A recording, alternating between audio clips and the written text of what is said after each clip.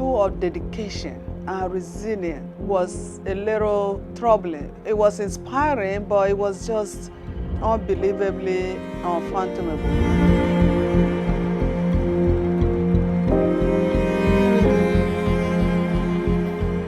The level of commitment, dedication, and hard work is basically like unmatched. I haven't interacted with many young people that had that kind of dedication and commitment to work.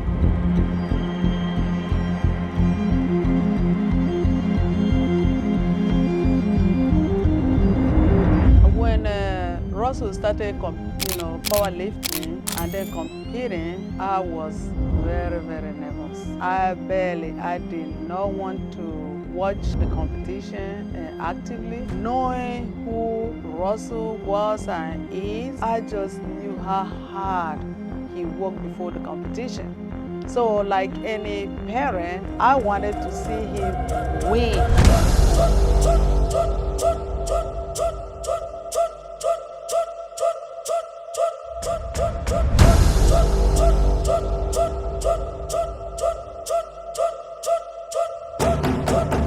As Russell is competing for the next World Meet, as a mother, I advise is the other part he got it. He knows to continue. He works hard. He's like self-motivated. Only advice that I have is you continue doing your part and you leave the rest to God. Every time you go out there to compete, you have to always remember that it has been God's favor. Everybody goes there prepared, not that they are not favored. It's just by also His grace. You lean on Him, not just on your physical strength. Let God understand that He is behind every success, and lean on Him and count on Him to make you strong and even stronger, even when your hands get weary and your legs cannot hold the weight. Lean on God.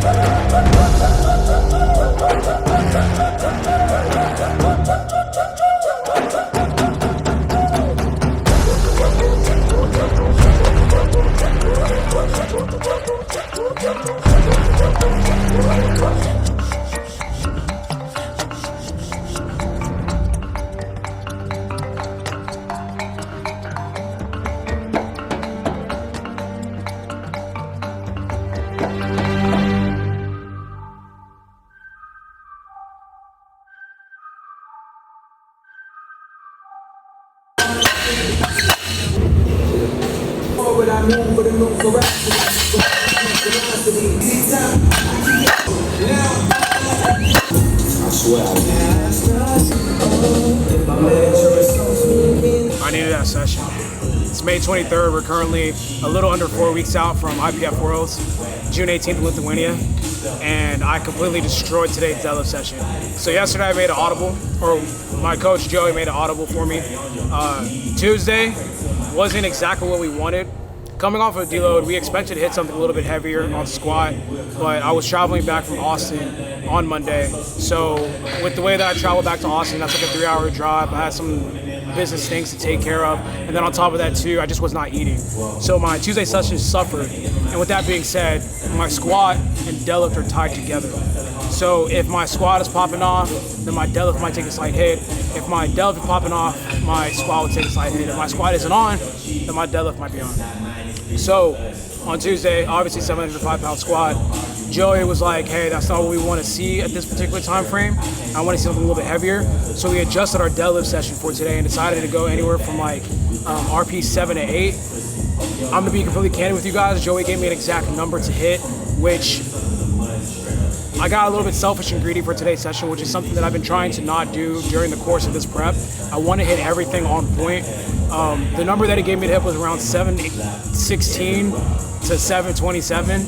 I completely went past that and went to 760. Now, with that being said, the weight moved fine, but just an overshoot. This is something I probably should have did maybe next week or the following week after that. But overall, great workout. I like the intensity. I was training with a pop to me.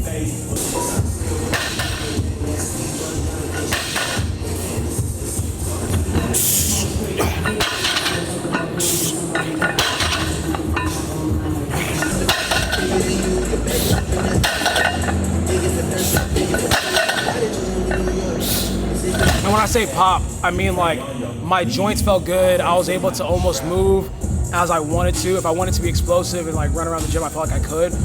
Tuesday, it didn't really feel like that. I felt bogged down, I felt slow. I felt like I just couldn't like pop off the weights or move the weight exactly the way I wanted to, but that was the complete opposite for this session. So once again, welcome to the prep series. We're here. This prep series is gonna be a lot more concise, a lot more straight to the point, with every video having a specific topic. I really wanna focus on the specifics of being on prep. You guys don't know what it's like to be on prep. I have 4 weeks to kind of peak my body, build up to the heaviest point that I can get to in training without injuring myself, and then pull volume away to make myself strong for the day that I actually compete, which is gonna be June 18th, like I mentioned earlier. So we're gonna be slowly building up. You're gonna notice for the next maybe like week and a half to 2 weeks, the weight's gonna get heavier and heavier. And then when we get to week number 3 or 4, we're gonna start pulling back and the weight's gonna get a little bit lighter, and we're gonna start peaking our body to be the strongest it can possibly be. Now, I feel my best at the 4 week out point. As we start getting deeper and deeper and closer to the meet day, I start feeling worse and worse. The best way I know how to explain it for those of you guys that have never been through this process, it feels as though every cell in my body hurts. It feels like my bone structure is in pain, like not my muscles. I rarely get sore from doing powerlifting. What really happens is that my bone structure, it just feels like I can feel everything. Like I said, I'm welcoming the process. We're on track to go to my 4th ever Worlds and win my 3rd ever Worlds. So the goal for this prep is to become the first 83 ever to win 3 gold medals at IPF Worlds. A couple of us have done it 2 times and have 2 world titles. None of us, I believe, have 3 world titles, so I'm gonna be the first to do that, and I'm super excited about that. But the work starts now. It doesn't start when I step on the platform. It doesn't start on the flight over there. It starts right here, 4 weeks out, when I'm putting in that work and making sure that we're making every single session count. So Thursday session, a success in some ways, a failure in others. We're just gonna sharpen the sword for the next time we come into the gym. But I'm fucking excited, man. There's so many different storylines. There's so many different people doubting. There's so many people talking. And man, I'm just so ready to continue to show why I'm one of the top level lifters in the world. So a lot of you guys, maybe you haven't tuned into my videos in a minute, but I've been doing my best to document every single workout.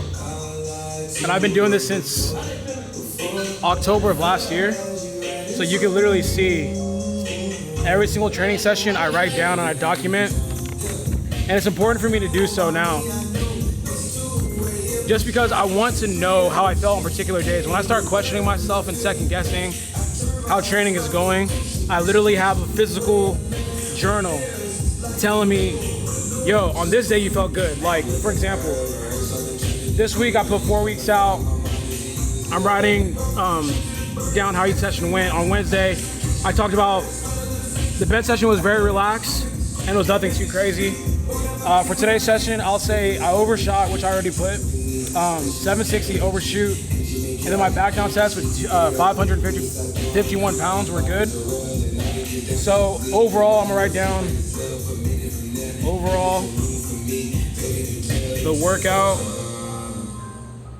was good. Need more self-control.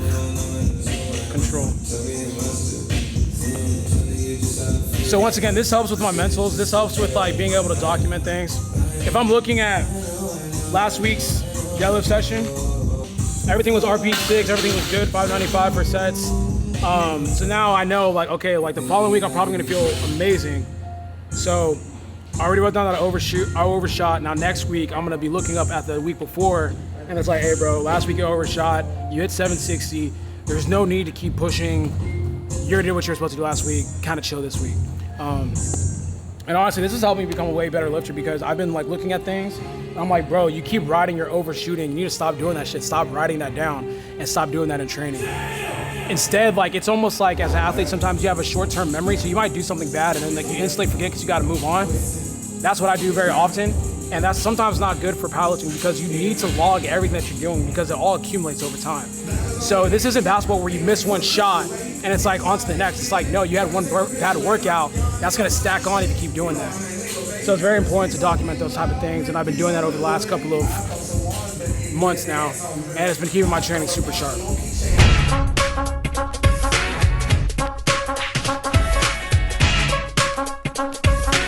Typically after my Monday, Tuesday, and Thursday sessions, I tend to knock out about 25 to 30 minutes of cardio. We're getting to a point where cardio has to be introduced somewhat, just kind of help shave some of the calories that I don't want to give up food-wise.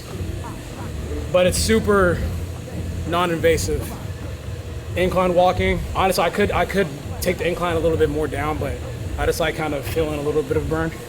But we're getting our steps in a little bit because for the most part, once I finish up here, I'm very sedentary. I don't really move. I don't really do too much. So I try to get as active as possible I can. That's gonna do it. So after I finish training, everything is about recovery. Making sure I'm eating, getting off my feet, relaxing, getting my mentals right. I try not to, it's weird because like obviously I do social media for a living along with powerlifting, but I really try to get off of social media. So what I do typically when I'm 4 weeks out is binge watch and consume a lot of content. So at this point I'm watching a lot of podcasts about other sports, basketball. You guys don't know about Nightcap. I religiously watch that when they drop. Gilbert's Arena, we have the NBA playoffs going on right now. And then obviously I keep up with Marvel and anime stuff. But what's important for me is getting a break from powerlifting. I don't keep up with anything powerlifting. I might hear things here and there from my coaches and people that I talk with that are in the powerlifting community, but for the most part, I try to keep to myself because I don't want to keep gassing myself out. I give all my work and effort to powerlifting when I'm in the gym for 2 to 3 hours. After that, I don't want to hear none of that shit. I feel like some people kind of like mentally exhaust themselves.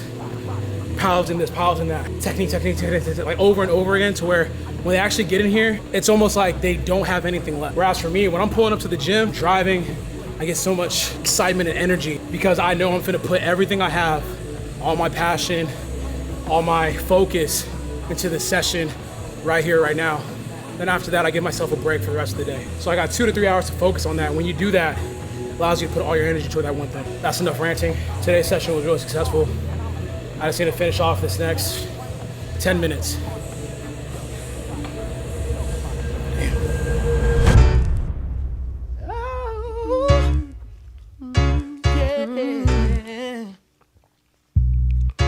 Don't wanna be a player. I don't wanna be playing no more.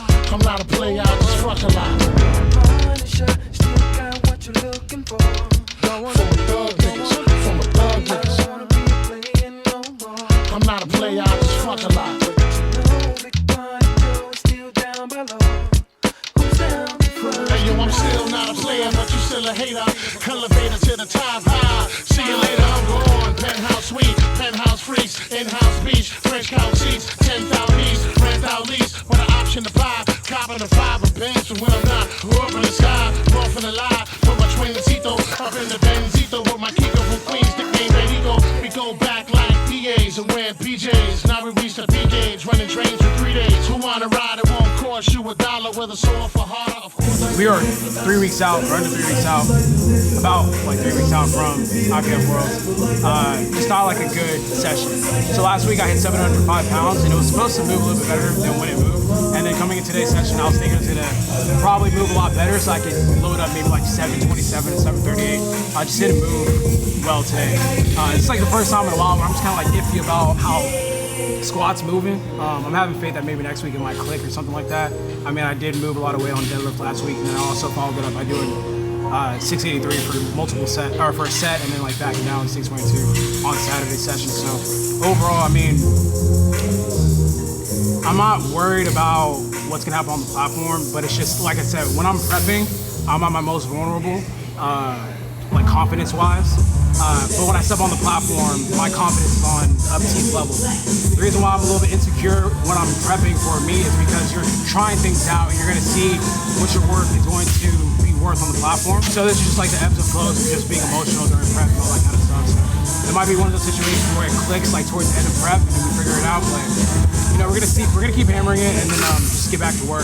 I'm looking forward to a good ass Thursday because I'm about to run that shit the fuck up. But that's gonna close the beginning of this prep series. Episode number 1 is done. I'm gonna knock out some cardio, and then I'm like hungry. I'm just fucking hungry. It's weird because like I'm pissed the fuck off. Like I was about to like yell at the top of my lungs, and then I'm not doing that because like there's people in here and shit. But it's not a good session. But these are the type of sessions, good or bad, that's gonna motivate you in the future. So All right. I'll catch you guys in the next one. Hope you guys enjoyed today's video. Like always, last today's video, please like, comment, share, subscribe. See you guys